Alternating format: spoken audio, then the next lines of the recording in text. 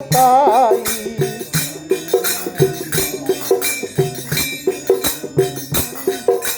अपचन करी हई विप्रय अपमाना।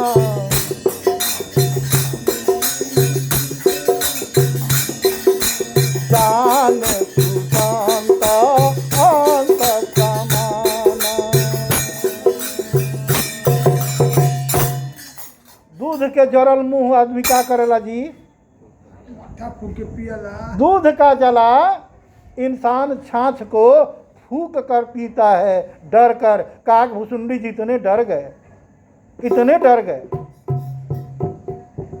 कि उन्होंने कहा कि अब ब्राह्मण का अपमान, अब विष्णु के भक्तों का अपमान हम, क्योंकि काकभुसुंडी जी पूर्व जन्मों में इतने अहंकारी, इतने उदंड हो चुके थे, वह स्वयं स्वीकार कर रहे हैं।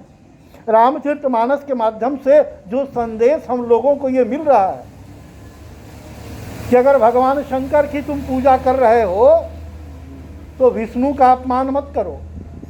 घर में अगर दो भाई हैं तो भाभी केवल अपने पति को ही बहुत अच्छा अच्छा खाना खिलाए, यह भी अच्छी बात। देवर का भी उतना ही सम्मान करो। चार भाई हैं, जिसकी पत्नी ठीक है लेकिन सबको समान अवस्था में दो। वंश वृद्धि करने के लिए तुम उनको प्राथमिकता दे सकती हो, लेकिन समान भाव सारे भाइयों में होना चाहिए। रामचरितमानस का अवध का जो संदेश है चारों भाइयों का, यह समाज के लिए अनुकरणीय है।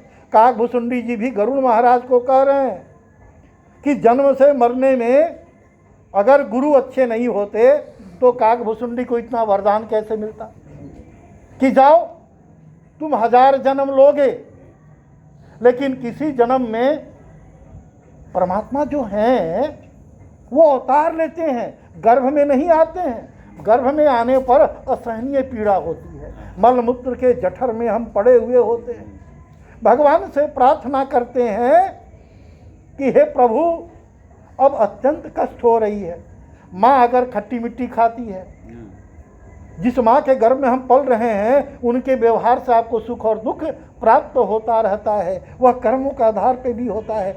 लेकिन मल के थैले में हम हैं, नाली के थैले में है, गंदे विष्टा के थैले में है। कभी कभी हमारे नवजात बच्चों के मुख में भी मलमूत्र आ जाते हैं, जिसके लिए चिकित्सक को अच्छे प्रयास करने पड़ते हैं। भगवान से हम प्रार्थना करते हैं, लेकिन हम कैसे हैं?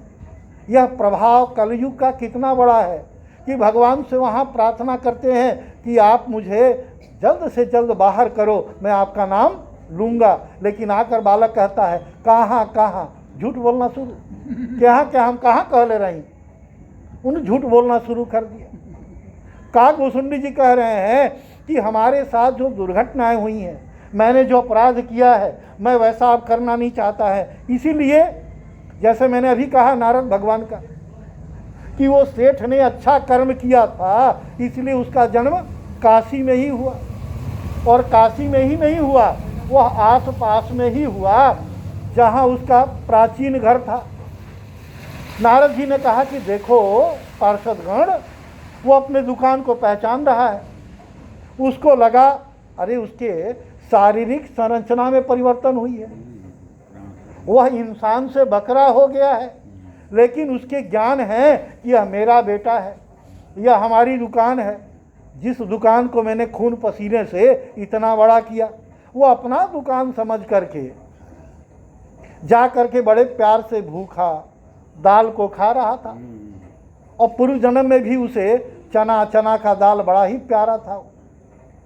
लेकिन दुकान के मालिक जो वर्तमान में था, उसको लगा कि ये तो बकरा है। उसने बकरा समझ करके अपने पिता की पिटाई की, जिसे दोनों टांगे टूट करके वो लहूलुहान हो गए।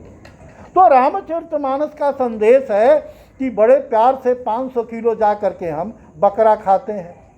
हो सकता है तुम अपने पिताजी को ही खा रहे हो, अपने माँ को खा रहे हो, अपने भाइयों को खा रहे हो, क्योंकि पूर्व जन्म में वो अपने कर्मों के आधार पे, जब काकभुसुंडी जी कर्मों के आधार पे कौआ हो सकते हैं, तो हम लोग भी कर्मों के आधार पे हमारा जन्म होता है।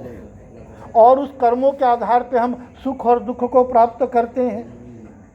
तो हमारे कर्म बाल अवस्था से ही अच्छे होने चाहिए। हमारे अभिभावक, हमारे गार्जियन, हमारे गुरु, मंदिर मस्जिद कार्यालय जहाँ भी हो, बताइए इस कोरोना काल में भी जहाँ ऑक्सीजन की कालाबाजारी हो, यह अभी तो एक कर्म है। खाने में मिलावट, पीने में मिलावट। अच्छा बताओ, जो तुम कर्म कर रहे हो तो अगले जन्म में मोहल्ले के कुत्ते बनोगे, नालियों में घूमोगे, जूठे खाओगे, गधे बनोगे, धोबी का कपड़ा, बालू से लेकर ईंट पत्थर लदी रहेगी, तुम्हारे बदन में फोड़े फुंसी होंगे, दवा कराने वाला नहीं होगा। असहनीय जो पीड़ा तुम्हें हो रही है इस जन्म में तुम्हारे कर्मों के आधार पे हो रहा है। तो हम ऐसे कर्मों को क्यों करें? तो काकभुसुंडी का जो संदेश है, गरुड़ महाराज को वह संदेश दे रहे हैं कि हे गरुड़, सावधान हो जाओ, क्योंकि तुमने परमात्मा पे संदेह किया है, सामान्य पे नहीं, तुमने परमात्मा पे संदेह किया है, और उस परमात्मा पे जिसके साथ तुम हर क्षण रहते हो। और हम लोग अपने घरों में भी, आसपास में भी, अपने मित्रों में भी संदेह के दरिया में डूब रहे हैं, नीचे आ रहे हैं। तो रामचरितमानस का यह जो संदर्भ है, यह जो प्रसंग है, यह भी संदेश दे रहा है कि हमें संदेह नहीं करना चाहिए, और संदेह करने से पूर्व उसका हमारे यहाँ संदेह जब होता है तो हम लंबी एक मौन व्रत धारण कर लेते हैं, संबंधों को तोड़ देते हैं। लेकिन जब माता पार्वती को संदेह हुआ तो उन्होंने भगवान शंकर से कहा कि मैं राम कथा सुनना चाहती हूँ, हमारी संदेह को दूर कीजिए। अब मैं वैसी गलती, रामचरितमानस के प्रथम वक्ता भगवान शंकर और प्रथम श्रोता माता गौरी जगत जननी, उसके बाद रोमस इत्यादि सनक सनंदन जी तमाम लोग हुए, लेकिन प्रथम वक्ता और माँ को संदेह हुआ था। माँ को संदेह हुआ था कि ये भगवान हो ही नहीं सकते, आप गांजे और भंग में मस्त रहते हैं, किसी को भी देख करके आप प्रणाम। तो हमारा धर्मशास्त्र भी तो कहता है कि हम सबके अंदर उस परमात्मा को देखें, सर्वलोकई एकनाथम, सबके अंदर में उस परमात्मा का निवास है। तो कह रहे हैं कि मरने पे इसको दूसरा दुख नहीं होगा, जन्म मरण में नहीं होगा, और इसका ज्ञान पूर्व का वो नष्ट नहीं होगा। अब काकभुसुंडी को जो वरदान मिला लोमस ऋषि के द्वारा, यह तो गुरु की कृपा थी। रामचरितमानस की जो दोहा है, भक्ति पक्ष हठ करी महामुनि दीनी श्राप। लोमस ऋषि ने कहा कि बड़ा जिद्दी भक्त है। जैसे काकभुसुंडी जी ने वहां गुरु का अपमान किया और गुरु के कारण उन्हें परम पद मिला, भगवान शंकर के दया के सागर हो जाए। और यहाँ भी उन्होंने कहा कि नहीं, मैं निर्गुण पक्ष नहीं, मैं सगुण पक्ष जानना चाहता हूँ। और लोमस जी बार बार राम कथा सुना रहे हैं काकभुसुंडी को, ये मानने के लिए तैयार नहीं है। लोमस जी गुस्से में कह रहे हैं कि जा, सबसे नीच जाति का तुम कौवा हो जाओ। फिर भी काकभुसुंडी के अंदर कहीं कोई परिवर्तन, कोई दुख, कहीं विपत्ति नहीं। हमें एक कोई गाली दे दे, हम 1000 गाली देंगे। कोई हमारे घर में एक पत्थर फेंके, हम उसके यहाँ 10 फेंक देंगे। छोटे छोटे बच्चों को दुश्मनी में हत्या करा देना, नारियों का बलात्कार कर देना, इसका मतलब कि रामचरितमानस जो है हमारे इस धराधाम से अब लुप्त हो रहा है, समाप्त तो कभी होगा नहीं। हम इसका अनुसरण नहीं कर रहे हैं। सारे समस्याओं का समाधान एक है, रामचरितमानस।